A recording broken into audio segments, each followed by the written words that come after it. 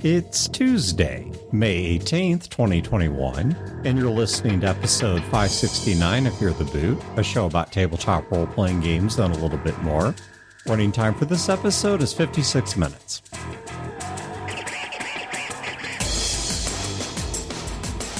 Welcome to Hear the Boot. My name is Dan. This is Wayne. My name's Chad. No Brodor, no Laura, just three of us. Yeah. It's very, very lonely here. Mm-hmm. Well, Charlie's here, but he doesn't have a lot to say on role-playing games, at least not in English. Yeah. But he looks happy. So, when I was in college, before I dropped out, with like 3/4 of a degree, which still agitates my mom. She wants me to go. she wants me to go back and finish a degree. Why? That's kind of what I asked. Is at this point, apart from bragging rights, I've got a well-established career. Yeah. Why would I go back to college? But so when I started, my degree major was in specifically biology or cellular biology. And the idea was I was setting myself up to get a bachelor's in cellular or molecular biology and then go out somewhere to the coast to get a master's in marine biology. Away from that. Yeah, I did. Hard. Switched to English. But actually, most of the classes that I took were sociology and psychology. So that's why I know as much as I do about sociology and psychology and things like that, is because that's where I spent most of my college, because I decided to knock out all of my electives right up front. And I spent all of my required humanities or soft sciences or whatever they called it on psychology and social psychology or sociology. And in all of that, okay, so we went through abnormal psych, and within psychology, and I don't know where it is today, but at least at the time, they had this category of different delusions that a person could have. And the most well-known is the delusion of grandeur. Cat ears? Oh, no. Mistaken there. Yeah, this was before all that. Cat ears are a real thing now. Where, yeah, Yes, Wayne. delusion I'm a tree or something. But yeah, no, there's like delusions of grandeur was the most common one, where somebody thinks they're more important than they are, more integral to an operation. And that's not a delusion. But one of them that they talked about, and I don't know if this is still a diagnostic thing or not, because the DSM's gone through a version or two since then, but it was a delusion of reference. It's basically when you think that people are talking about or focusing on you when they're not. In the most extreme forms. Can it be a reverse of that, where they are talking about you, but you don't think they are? Well, that's just being oblivious. Oh, okay. But in the delusion of reference, the most extreme forms are like you're listening to a news broadcast on the TV and they say something and give this kind of knowing look to the camera, and you think they're directing it at you. This is the most extreme version. Now, there are more mild versions where you hear a conversation at a nearby table in a restaurant, and you can kind of relate to it, so you assume they must be talking about you. That they're talking about, oh, I really don't like those gamers in black T-shirts with witty sayings on them. And so you assume that must be you. Right. And it's not. They're not talking about you, but it's a mild form of delusion of reference. Well, I would swear I have a delusion of reference, which is why I have to keep getting other people to validate me. So before recording this, we were in a Mexican restaurant because I hadn't eaten anything and wasn't feeling real great. So we went out to get something to eat. Because of COVID, we've been, usually just getting together and going straight to recording lately. We've not been doing the pre-recording dinners like we used to. Yeah, it's been the first time I've been inside a restaurant in a year. Yeah. And so more. I tell these two, Chad and Wayne, I said, there's this woman, like really tall woman, unusually tall for a woman, and 40 feet. Yeah, 40 feet tall. And she had like short black hair, and she kept coming over to our side of the restaurant. Yeah, not coming over to us. Yes. Just coming over to our side of the restaurant and would like go to the bathroom or find something random to fiddle with, and then would sit there and stare at me. Yeah. And this happens to me so frequently. She was super drunk, too. Maybe a little stoned, because I was facing Dan, and so I did not see the alleged staring, which Wayne verified that she was doing it. It was, she was really ogling Dan. I had a different perspective because I saw where she was sitting that these two guys didn't, and the people she was with, these guys were on all the drugs. Okay, see, I didn't catch that part. Because I caught it is Missouri. from where I was sitting was I kept seeing her walk by to do things that either didn't make any sense, like she was going to the bathroom very, very, very frequently. Sure. Or Well, that does happen with alcohol. were just completely out of context. Like she'd go over and fiddle with some things on a table despite the fact she doesn't work there. And I would swear she was just sitting there staring at me. And this happens to me so often. I get stared at all the time that I just assume it must be a delusion of reference. That I think people are staring at me when in truth they're just looking at whatever happens to be there. And so I told these guys, like, I think this woman's staring at me. And so Wayne, who is sitting in a position to see her, he does confirm by the end of the meal, like, no, she really is coming out of the bathroom and staring you down. No, she came out of it wasn't that she was looking at our table. Watching her eyes turned directly at Dan. Yeah. There's three of us at the table. She doesn't even notice that I turned my head to watch her walk by. And see, this isn't like a shy, adoring glance like, oh, him. No, I think she was seeing through time and space, And it's like, and you were the locus of that. I don't care what this is about. If she thinks I'm the hottest person she's ever seen, if she thinks I'm some kind of total freak, if she thinks I'm the Antichrist. She probably thought you had 6 arms. It was a creepy look. I got more the Antichrist vibe than the... Just come out and say it. I would rather just be done with the mystery. I don't know if you remember this chat. Years and years and Pizza years Hut, ago. the guy is staring at you. I handed you my camera and you took a picture of him. Yes, I remember that. No, I'm going. This was actual camera. This is before cell phones. Yeah. I'm talking back in the day when Eat Right was still around, and we used to eat there all the time. It was a diner called Eat Right. And I don't know if the last location's still open or not. Most of the locations are closed. But it was a recent close within the last couple of years. Yeah, for anyone who's been to Gen Con, imagine an independent version of Steak and Shake. Yeah. That's kind of what it was like. Or a Waffle House without the yellow. Yeah, I was thinking more Waffle House because it's smaller. It's a Greasy Spoon Diner. Yeah. Local Greasy Spoon Old Diner. Greasy Spoon Diner out of like the 50s or 60s. And Chad and I both used to get stared at so often that we said, you know what? We're going to start walking around with sawed-off double-barrel shotguns with chains and spiked collars and all this crap wrapped around them in plain view, just so we finally know why people are staring at us. Because both him and I, people used to stare at us all the time. We never knew why. And it just got so bothersome. It's like, man, we need to do something horrendous so we know why they're looking. At least we can answer that question. Yeah, this woman either thought she knew you and was trying to figure it out, or she thought you were evil incarnate and was trying to figure out how to strike you down. I don't know what it was. I really don't. All I knew is she kept looking at me. I think she thought you were a flying warthog with spider legs. That would be awesome. I think, I think that she was stoned out of her fucking gourd. That's also possible. And this is Nothing against you and your radiant handsomeness. I think that she just had this is all about perception layer in front of her. this is all about her look in her eyes. Yeah, this was not healthy. It was not a adoring look. No, I've had very few women stare me down because it was an adoring thing. This was not that. In fact, the one time, this was in one of my prior jobs, I said, there's a woman that we work with, a young lady. She wasn't, I say woman, but she wasn't like all that old. She's a so-called young lady who, for lack of a better term, I'm going to use a very zoological term here. This goes back to my background in biology. She was presenting. Okay, now either you know what that means or you don't. I'm not going to define it. She was presenting. Showed him as her butthole.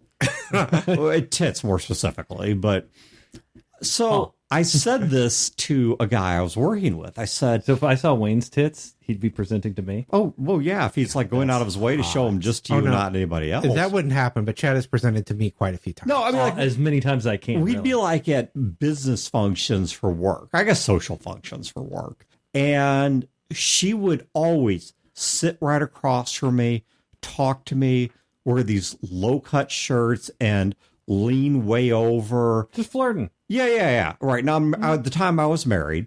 Why does this stuff not happen when I'm single? I don't know. But I was married at the time, and I don't cheat. This is one of my big no-nos in life. And I said to one of the guys that I work with, I'm like, this chick has a thing for me. And he's like, I don't think so. I think you're just imagining it. And he and I had known each other a long time because we had worked multiple jobs together. We had started a job where I hired him on as an intern, and then he became a full programmer, and we went through like I said, we know each other a long time. And I said to this guy, I said, dude, I've known you X number of years. I said, have I ever said to you, and all the crazy things I've said, have I ever said to you, I think some chick, whoever it is, has the hots for me? And he's like, no. He's like, well, there was that Betty White incident, but yeah. Yeah, well. Fair enough. That's everybody. Yeah. But he's like, thought about it. I said, no. And I said, okay, so this is an unusual thing for me to claim. I said, I want you to pay attention to how she interacts with me. And you want someone who can really read a man, get another man. You want someone who can really read a woman, get another woman. And we went to a social function for work, and two of the guys I worked with, one of them is the person that I mentioned who I'd been working a long time with. He brought his wife, or maybe she was fiance at the time, I don't remember. One of the other guys had his long-term girlfriend, fiance, wife. And both of them were like, oh my gosh, this chick really has a thing for Dan. They kind of validated that back to these coworkers that like she really is trying to go for him. I don't know. I don't know if there's a point here to this. It's just that no, it's just that one of the oddities of my life is that I get an unusual number of people that stare at me. When we were teenagers, we went to a Pizza Hut. And this was back when you could go to a Pizza Hut and they probably didn't even deliver anything. And you sat down and there was silverware, metal silverware. And yeah, and they had the red and white and black tablecloths. There's always at least 2 arcade machines over on the side. So we're sitting there in a booth, and because my back is always to the action for some reason, always. Like, I never see... Like, I think Dan is completely insane. Yeah. No one ever looks at him. This is why I don't talk about it. Right. It happens far more often than I talk about. Mm-hmm. I don't mention it. I never see it because my back is always to... Every time my back is to it. And the few people I've mentioned it to, like this coworker, they started off with, you're nuts. And I had to prove it was true. So I just don't say anything. So we were teenagers. I used to carry a camera around with me as a Nikon. I had a whole bunch of lenses. I had a camera bag and stuff. Yeah. You got an amateur photography. You were really good at the time. I don't know how you are. I know you were. I don't know how you are now because I haven't seen your stuff lately. But at the time, you were really good amateur photographer. I take a lot of nude selfies. I got an OnlyFans. Yeah, okay. So, that's okay. But, OnlyFans.com/FTB Chad. It's fucking art, okay? Yeah, it's hentai. Yeah. It's art. It's called dancing. It's... So with his hair, if he's nude, you can't even tell. So we should start an Fear the Boot OnlyFans. I don't even know what would be on there. But so anyway, we're at this Pizza Hut, right? And I've got my camera bag with me like I usually do. And we're sitting there, we're having some pizza, and Dan's like, this guy is staring at me. And I'm like, okay.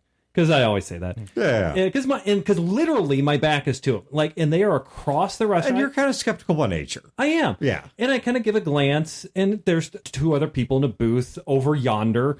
And I would have to stare at him. Dan's like, he just keeps staring at me. And Dan, I wouldn't say you were getting upset, but he was putting you off your feet. You know? Sure, yeah. The guy was staring at you. It weirds you out if anything's staring at you. And so I just get sick of hearing about it. So I unzip my camera bag and I hand him my camera with my big ass telephoto lens on it. And I'm like, can take his picture. And so Dan looks at me, and this is not something Dan does. Dan is not confrontational. Right. No. I really respect that about you. You're not confrontational. I am. You pick up the camera, you hold it up, and this thing's huge, and you look right at him, click. Yeah. You put down, give it back. You know what? Dan didn't say the guy was staring at him after that. I think he stopped. So. Yeah, this camera was one of those, I want pictures of Spider-Man cameras. Right. This was not a little selfie. Yeah, this was an old school camera. You had to make, 35 millimeter or whatever. This was not a modern little tiny No discreet electronic Yeah. thing. See, it was different for me as a teenager because I was being stared at, but I knew I was being stared at. Because you're so goddamn handsome. No, because I was dressed all in black and I had chains and I So had you're even fangs. more Thanks to this handsome. cape. Yeah, I definitely stood out. Yeah, Wayne the Dark Lord of Denny's, except without the LARPing. Yeah, I entirely knew why people were staring at me. But yeah, it would be bad with like anxiety to be thinking that people are staring at you. Except they are. Because in your Right. mind, you're trying to come up with why. And whatever's in your mind is worse than what's really happening. No, there's a real truth of psychology, which is there is the descriptor of paranoid. And most people, when they hear that, they presuppose it means something it doesn't. Right. There is the diagnostic term paranoid, which a lot of people, they misuse the term hypervigilance. That if you are constantly watching the other folks around you and think something is up, that's not hypervigilance. Hypervigilance is physical. Like you can't stop pacing the house. When you are like mentally jacked up, the diagnostic term is paranoid. Now, Nirvana or whoever it was that said it got it right from a clinical standpoint. Just because you're paranoid, that doesn't mean they they're not. really aren't out to get you. Right. And I had a doctor explain that to me once, that he said, we're putting down here that you were a paranoid person, but that's not the same as delusionally paranoid. You don't think Men in Black choppers are following you. He said, and it's a long story I don't want to get into, but the point is that I was able to present him with evidence, very, very hard, concrete evidence, that certain individuals had it in for me. And when he looked at that, he said, well, the technical term for this is paranoia. That's not the same as delusional paranoia. Right. It is real. Someone who's in a concentration camp is paranoid. Yeah, but rightfully. It's real, okay? And that's an important distinction we need to make. And delusional paranoia can lead to people actually being out to get you. Yeah. Well, yeah, because of where it goes, you can create a self-fulfilling prophecy of sorts. And one of the aspects of most delusional paranoias is a delusion of reference, that you think people are more interested in you than they really are. And that's the conundrum of my life, is for some reason, people really do, everywhere I go, stare at me, focus on me, study me, and I don't know why. Well, I don't know what's so interesting about me. If all of this is true, sure, okay, that's fine. And well, because like I said, my back is always to it. Right. But I verified this woman was. You did. I never doubted him when he described it, because it wasn't like it wasn't like he was saying this woman's drooling over me or this or that. He's just like, she's behaving weird. Yeah. So when she comes out, I watch it. And immediately what I was thinking when he says it is maybe she thinks he's cute or something. Yeah. Until I see the facial expression, I was like, that is not a cute look. Oh no, she wants to drive something through his heart. It's not like you have facial tattoos. It's not like you're exceptionally handsome John Cavill or something like that. Right. You don't even have the long majestic hair anymore. No. Right. Yeah, I'm not like you're Elephant Man or ugly either. I'm a very average looking person. You're a quiet person. You're not like trying to grab attention like I am. You're not loud. You don't have the loud projecting voice. But I mean, you are 6'3". I say I'm sitting in a booth, especially because I have terrible posture. So I'm not just in a booth. I'm slumped over in the booth. It looks like I may be 5'6". Right. And it's not like you're a jacked bodybuilder either. No, so, I'm wearing a nondescript coat, a nondescript t-shirt, a nondescript set of jeans. Okay, I've got a wolf pendant, but that's not nearly as interesting as the snake pendant I used to wear. Right. Yeah, and you can't tell it's a wolf across the room. Yeah, because it was interesting, because despite being ordained, a lot of people used to think my snake pendant was satanic. And then I would give them all... Satanic? Yeah. And then I would give them all the references in the Bible where a snake is used either by Christ or to describe Christ. And that would always weird them out. But I at least understood. People associate snake with occultic evil. So if I'm wearing all this snake paraphernalia, they assume I must be into some kind of occultic evil or whatever. I'm not wearing a snake anymore. I'm wearing the Witcher pendant from the Witcher video games. It wasn't even vibrating. So. Yeah, and it wasn't vibrating. It probably should have been. I'm sure if I'd given this chick some dimeridium or something, it would have forced her into another form. And then she and I could have had a boss fight. And it would have been awesome and fulfilling. And the world would make sense. Because I'd be like, look, this bitch was a lechi. And she and I had a huge boss fight between me and the Lecce in the middle of, this is really idiosyncratic to anyone who's played Witcher. Yeah. But this is the delusion. This is where... I don't like this boss fight description because I was sitting between him and her. Yeah. So I'd be caught in the middle of this boss fight. I'm just trying to eat my shrimp tacos. Yeah. Well, no, Wayne, see, if this had actually played out with you, I would have told you to get out of the way, but I'm claiming the right of, what is that right in The Witcher where the first thing you set eyes on you get? The right of surprise? Yeah, something like that where somebody can't pay you, so you say, I'm going to walk into your house, and the very first thing I see is my payment. So, Wayne, I would have just given you that.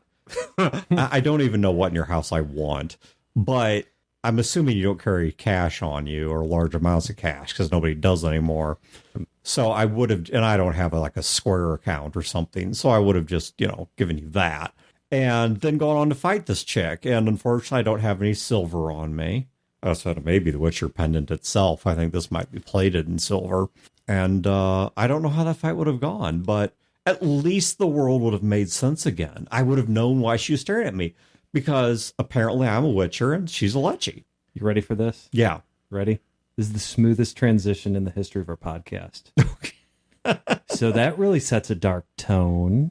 Which may or may not be what somebody's going for in a role-playing game. So whoever's running me as a character, and whoever's game mastering the Fear the Boot characters through their trip to the restaurant, that obligatory you're all eating scene that is always or usually torturous to roleplay through. Oh, I disagree completely. No, it can be done right. It's hard to do right. Yeah, the Dan player and the Chad player had completely different tones in mine. So here's the thing, Wayne.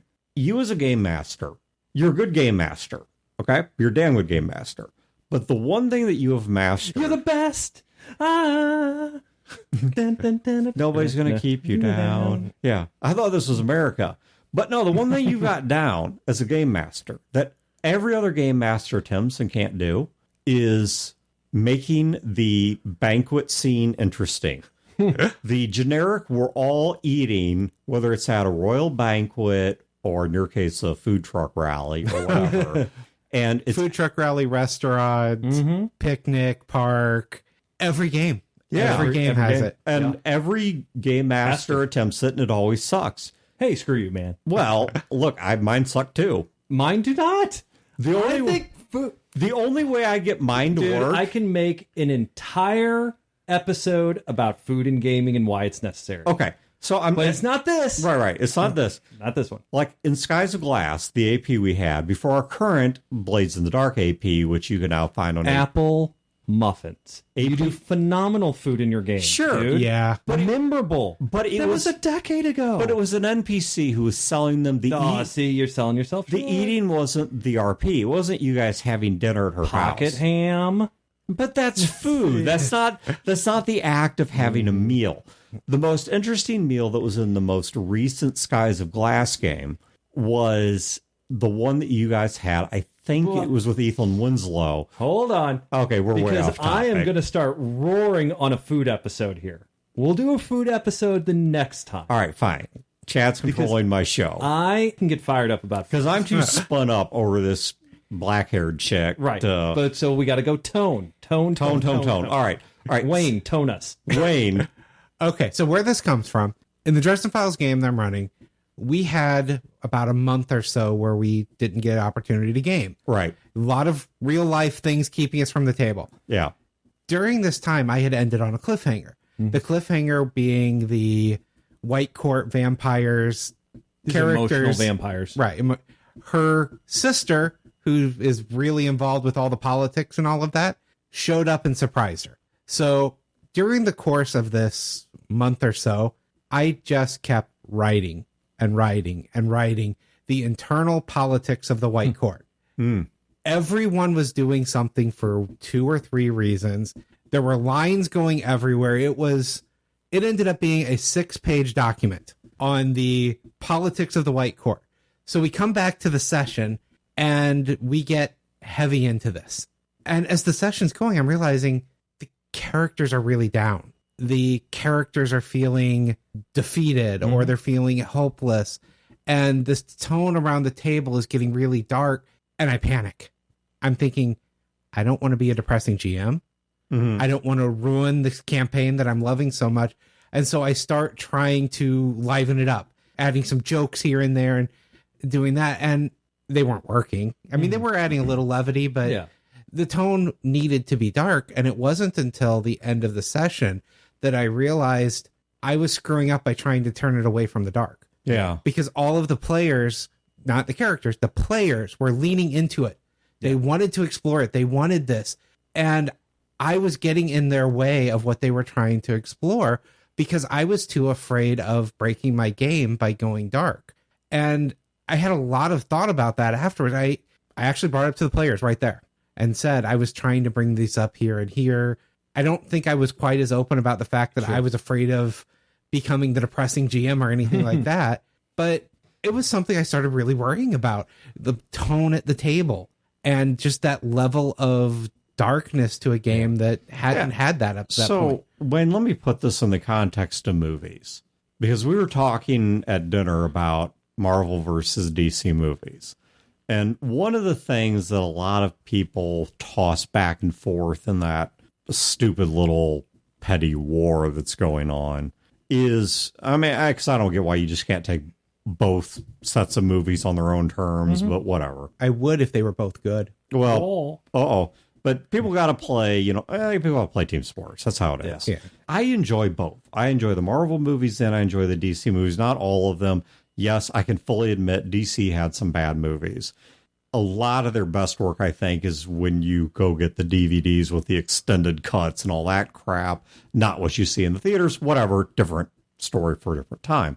But one of the complaints raised about the DC movies is they're not fun enough. They're not colorful. They're not zany. They're much more grim and serious. Yeah, they have a really dark tone to them. And I've seen from the DC movie fan people, their complaint, the Marvel ones are too light. Yeah. They're too fun. They're too jokey, that they can't take the risk seriously with one-liners. Let's take a movie within the DC universe that went over fairly well with the vast majority of people, which is the Joaquin Phoenix Joker movie. All right. Now, I realize not everybody liked it, and that's fine. But it overall got a very positive reception. That movie's a head trip. Well, say in that movie, among many things that I could say about it, it's not fun. No. But it is profoundly enjoyable. It's not colorful. It's not zany. It doesn't have a lot of laugh out loud moments. It's not fun, right? It's not campy. It's not all the things that most Marvel movies are. And I'm not downing Marvel movies. I enjoy the Marvel movies. But it wasn't all those things, and yet it was still a really good movie. I could give you other movies like that. There was a movie I was mentioning at dinner, which is a Netflix original movie called Horse Girl, that I think is a really good movie. And unfortunately, I can't tell you what it's about because any explanation would spoil it. But it's a really good movie. This movie is not fun. It is actually at points very difficult to watch. Well, and even the Marvel movies have different tones between the movies. A Captain America movie versus a Guardians of the Galaxy. Captain America, at least after, maybe not as much the first one, but, Captain America, Winter Soldier, and Civil War, they had a much darker tone to them. They didn't have as much one-liners versus the Guardians of the Galaxy is all jokes and one-liners and happiness and Civil War, let's take that as an example. In a lot of movies, you need that suspension of disbelief. We care about this fight because they're going to collect magic stones that are allow somebody to wipe out half of all living things in the universe, right? Okay, it's nonsense, but within that suspension of disbelief, in that universe, there's an internal consistency that that's true, and we get it. Civil War, what did the final fight come down to? Captain America's trying to talk Tony Stark out of the fight with him and Bucky. And Tony looks Captain America in the face and says, Steve, he killed my mom. Okay. Now, I'll assume most people listening to this have not had their mom murdered. I'm sure some people have, and my heart goes out to you. But we can all get what we would feel if it turned out that in my situation, let's say Wayne's best friend was the guy that murdered my mom. I can get that. I don't have to go to an imaginary universe to understand what that would feel like. And taking it one step further, I found out and didn't tell you. Yeah. Because that also was part of the fight. The fight was personal. Yeah, it was very personal. And it wasn't about any weird, grandiose thing. You did not have to explain that moment to anyone. When I was watching those movies, I was oftentimes going with people that weren't into nerddom, weren't into the comics, and they didn't understand what those scenes were about. But on that one, when he said, he killed my mom, there is nobody I had to turn to on my left or right and explain that scene to. And well, in 1983, Stan Lee had this character do this. Yeah, no, people get it. Yeah. And I think it wasn't like the first time they showed Thanos and I had to explain to everyone around me who Thanos was. Yeah. He's the guy with the helicopter. And that's the fundamental thing with storytelling. It doesn't matter if it's dark or light or whatever. Like in a role-playing game, is the story good and is your audience connecting with it? Yes. I don't even want to say enjoying it because like engaged. Yeah. Let's say The Passion of Christ, the movie. Sure. That's not fun. No, I am very glad I saw the movie. I think it is an excellent, well-made movie. I did not enjoy it because I'm not supposed to enjoy it. Yeah. And I'm not even a religious thing. I mean, it's about torture and it's very visceral and graphic. I'll throw another one out there. The first season of Game of Thrones, because I didn't watch any more than the first season. I liked the first season. There's a lot going on with politics of the show and all. It is an incredibly difficult show to watch, and it is not fun. And that's why I didn't watch the rest, because I ended up in a mental place at that point in my life. I didn't want to subject myself through something hard to watch. Dawn and I were watching it, and they're doing like a purge of all the bastards of this king who died, so there's no one threatening the throne, and they kill a baby. And Dawn's like, out, done, nope. And I'm like, yeah, okay, fair. And then we stop. So, but with tone in a role-playing game, the problem that you had, which was not a problem with the game, but internally that you had. This was me mentally trying to... I was afraid of something happening that wasn't happening. Yeah. And I ended up trying to block my own gaming. Yeah. And the thing about it is that the obvious advice is, well, find out what your players want and kind of try and deliver that to the players. If players are happy and blah. I actually reject that. I completely, when it comes to tone and theme and that sort of thing, I completely reject doing what the players want as a game master. Because I believe being true to yourself and telling a good story engages them. Yeah. And that's what you have to do. Yeah, I couldn't tell the story I was trying to tell in a light manner. Yes. There's too much dark going on with White Court vampire politics. And I needed it to be dark. And if your players are not engaging and don't like the story you're telling, well, then you roll that back. Then you start analyzing that. I do not think that the sort of obvious answer is, well, you should have a session 0 and find out if your players want a comedy game, and then you should run a happy comedy game. And it is very obvious advice, and I think it's the wrong advice.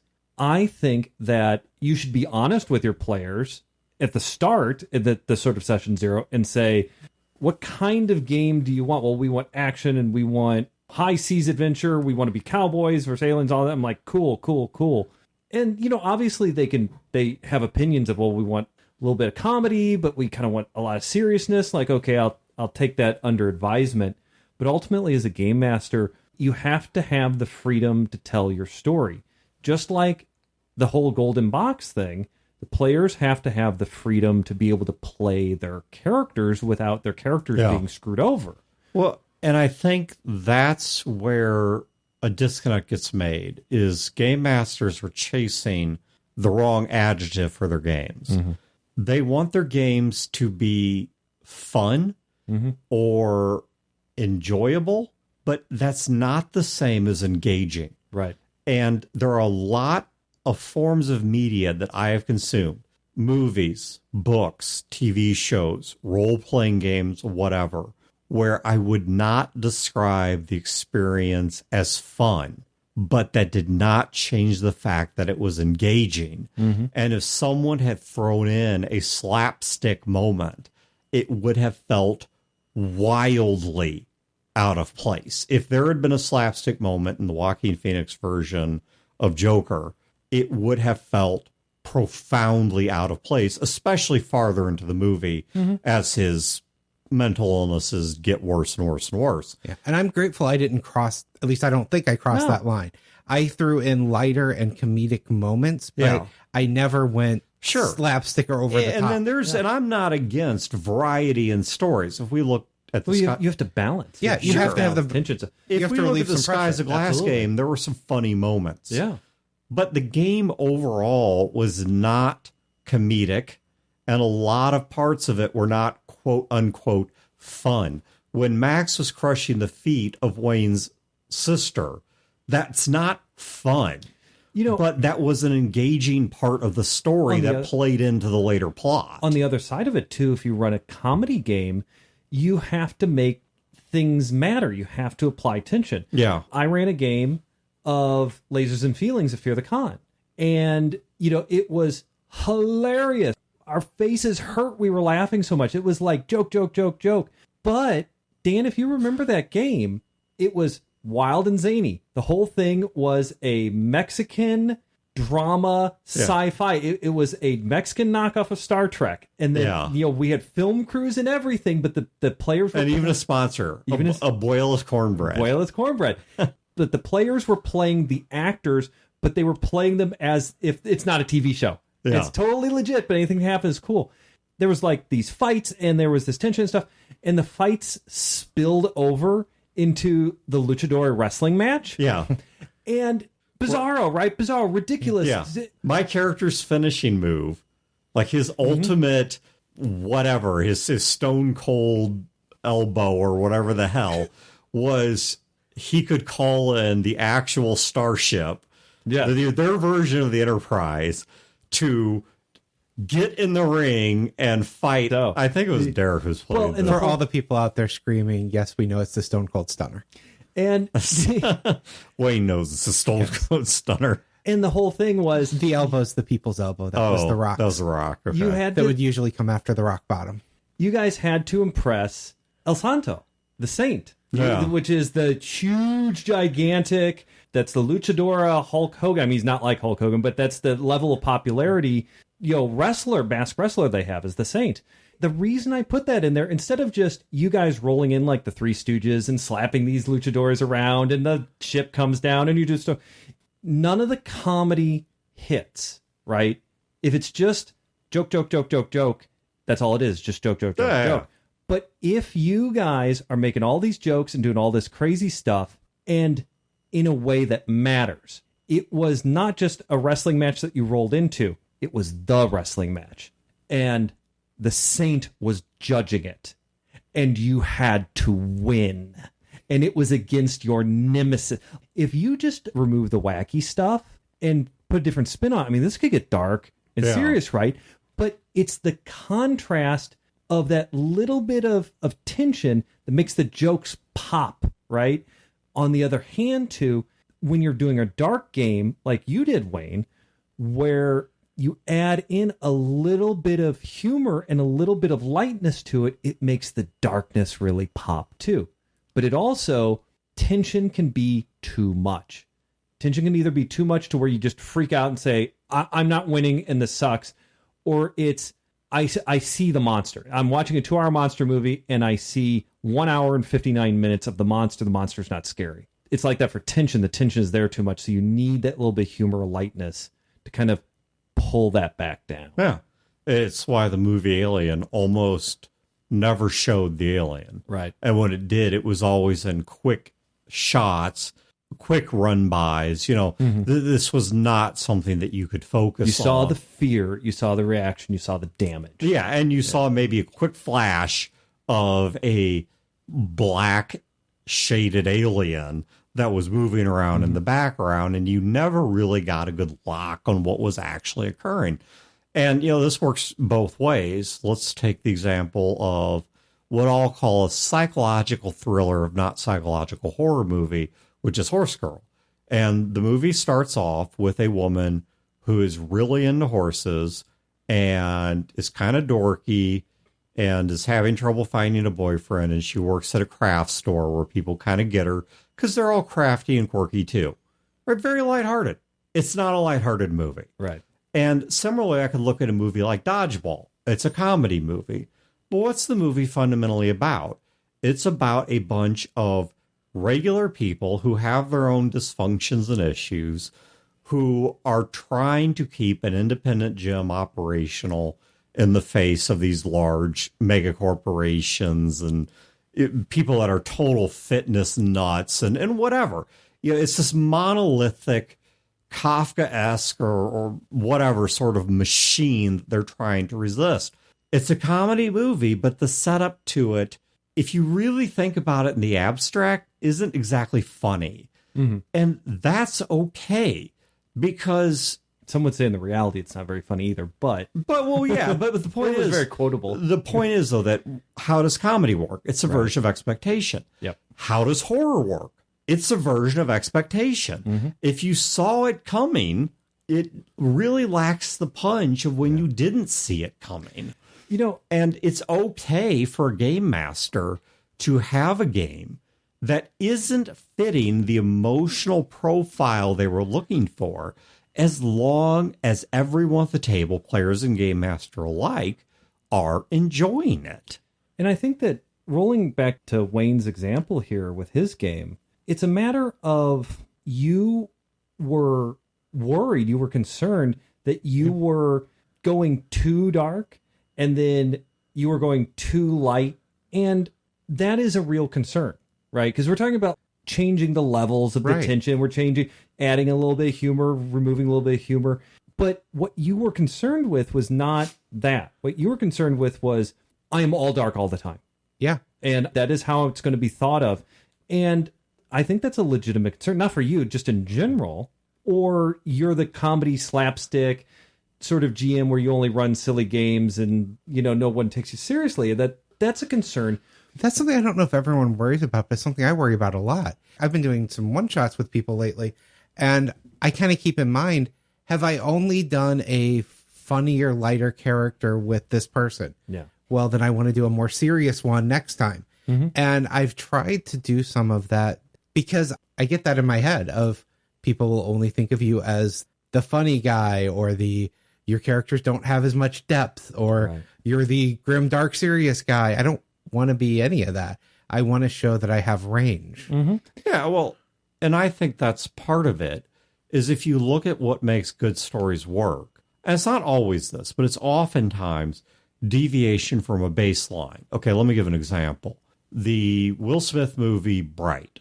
Loved it. Yes. It was more or less a Shadowrun movie. Yeah, I say if you want to see a Shadowrun movie, because they've not made an actual one yet, go watch Bright. And well, Bright was good. Shadowrun isn't. Well, I like both. But the point being that nobody, presumably, was all that shocked when Will Smith encountered elves and orcs. Because they're part of that world. And they set it up in the opening credits. Yeah. Where they establish it through graffiti. I could actually go on this big analysis about how wonderful that movie is and how awesome it is. It's just there. It's part of their world. You don't have... You were introduced to it without being told it in the opening credits with just images. And you expect within the thing. When elves show up and orcs show up, now they do develop later. There's also a class issue around it, or elves are the super snobby upper class. Orcs are there's class divisions amongst the orcs. Yeah, the orcs are mostly lower class. The humans seem to take up most of the middle class. And pixies are treated as pests. Yeah, and pixies are considered pests, which that was funny because that wasn't introduced. So you have this pixie who you think of as this wonderful, magical, wish-granting, whatever the hell creature, and Will Smith's out there trying to slap it with a fly swatter or spray it with pesticide or whatever it was he was trying to do. And you didn't see that coming because that wasn't a setup of the world, right? And what the plot of Bright is, and I won't tell it in case anyone wants to go watch it. You should. But you should, yeah. You should watch it. It's a deviation from the norm of how that world is described. Mm-hmm. Things are occurring that are not normative to that world. Hellboy is another example. The setup of the Hellboy story is there's a neutral to good aligned demon who is raised by humans, that is Hellboy, who's surrounded by a group of freaks and weirdos, but what he is dealing with is a deviation from even that norm. Mm-hmm. And that's wherein the surprise and the excitement of the story lies.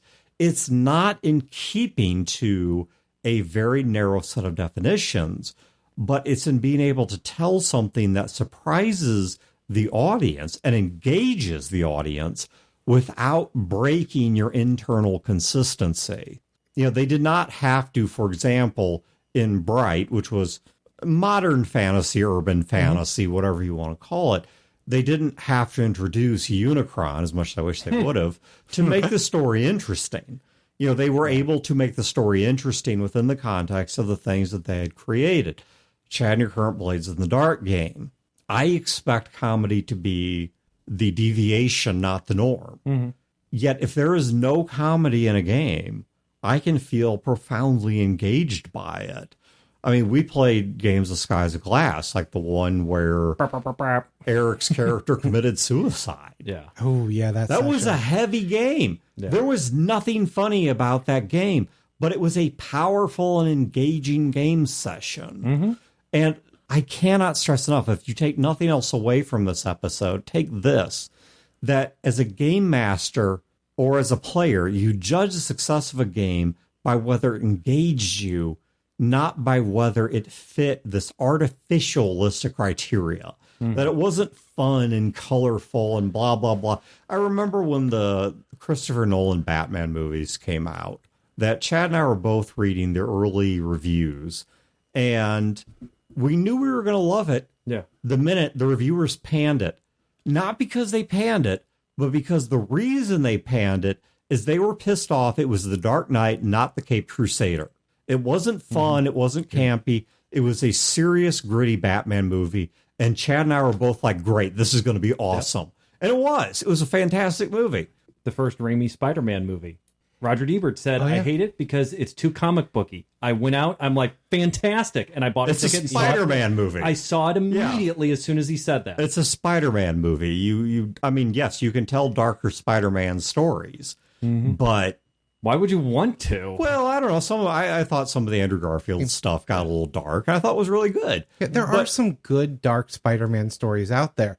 They are the deviation, though. Yeah. You want to set the baseline first before you do a deviation. But getting back to the more role-playing aspect of it, though, I think that if I had advice for anyone who sits there like what Wayne had went through of, oh, am I being too dark?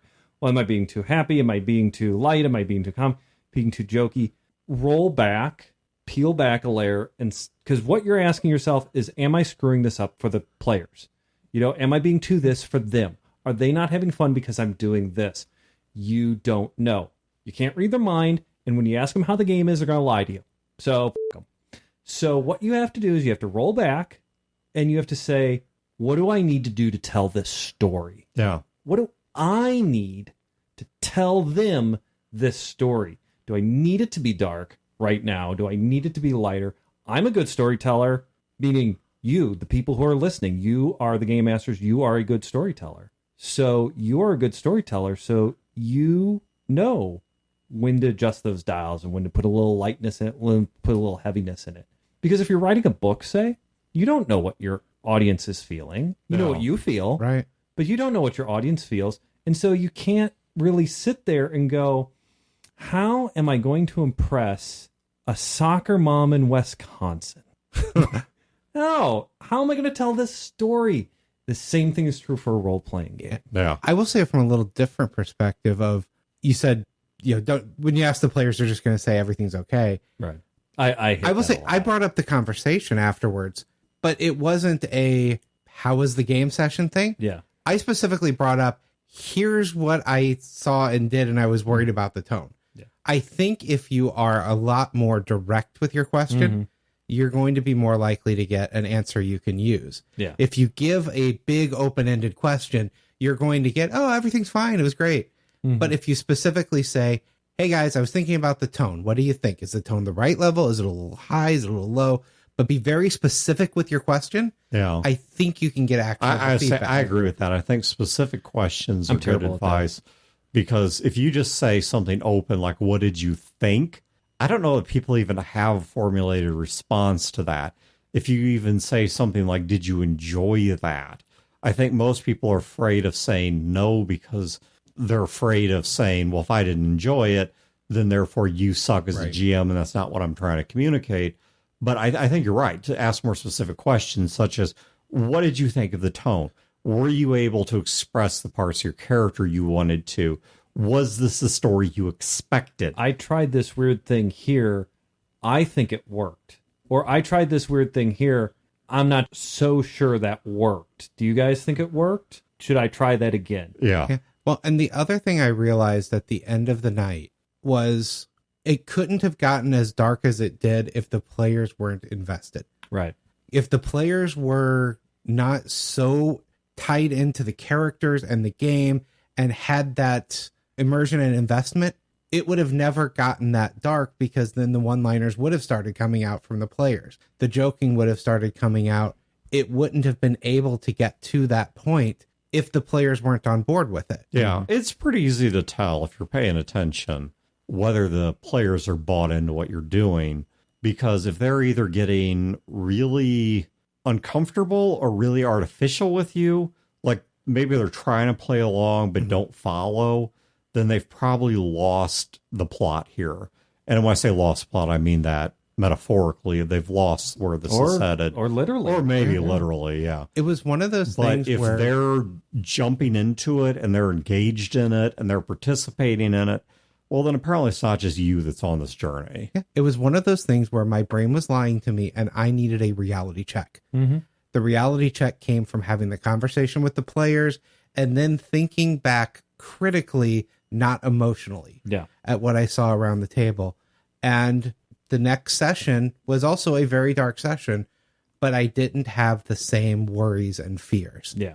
Because I had the conversation and I had thought about it, and I realized this was what the players have signed up for at this point. Mm-hmm. That doesn't mean the whole campaign's going to be like that. This story, however many sessions, this particular dealing with this situation is going to be dark and exploring that darkness. And then the tone for whatever's next is going to be something different. No. I think you did really well, too. I do like the advice of not asking, well, what did you guys think? Because I have a lot of trouble with that one. Because that's what I do. I was like, okay, what do you guys think? Oh, it was great. No, it wasn't. This was one of my poor games. So let's get some real feedback. But what you did, though, perception is very interesting to me. People have different perceptions of what goes on. Like you said, at that point, your brain was lying to you. And it was this sort of like wild swings. Mm-hmm. And when you asked me the question, when you asked us the question, my answer was, I believe, this is why I said I don't exactly remember, but basically it was like, no, you did great because it was dark, but you slipped in some of the comedy because you had to lighten it here and there. And I didn't notice a wild swing. I thought it was really good. And it was really good. It's like you said, being a game master is difficult. Difficult for different reasons. You're trying to please these other people, and really, I don't think you should be trying to please them. I think you should be trying to tell them a great story that they are pleased by. I think that you have perceptions, and I have perceptions about how good and how bad I am and how good and bad you are. And I think that you try to balance that as a game master. You try to make up for that, but your perceptions are screwed.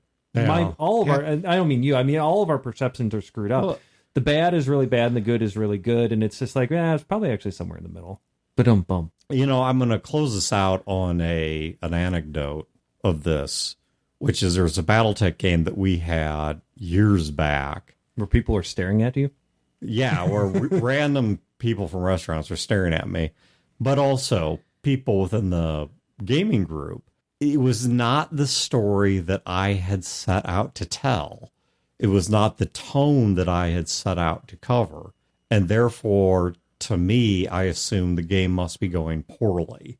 Partially because it wasn't the story I wanted to tell, but also because of the fact that it was deviating from what I said I would tell. I began to assume that this must be a flop overall. and then I find out later that no, my players were actually really enjoying it.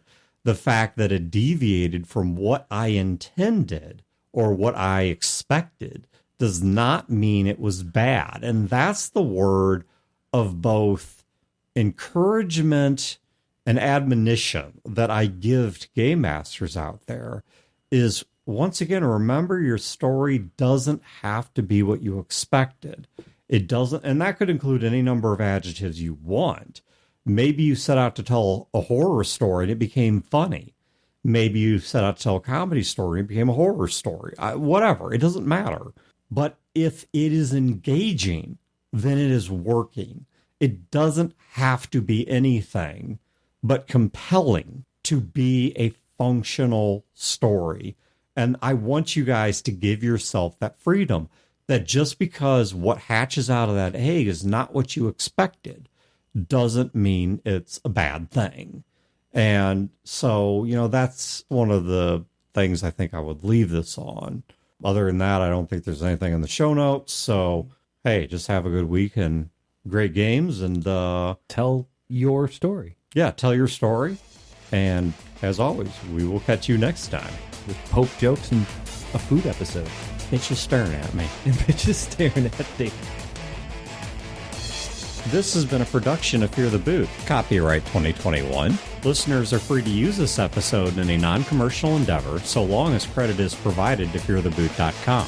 You can find previous episodes and other resources at feartheboot.com. If you wish to support this show and its related endeavors, you can do so at patreon.com/feartheboot.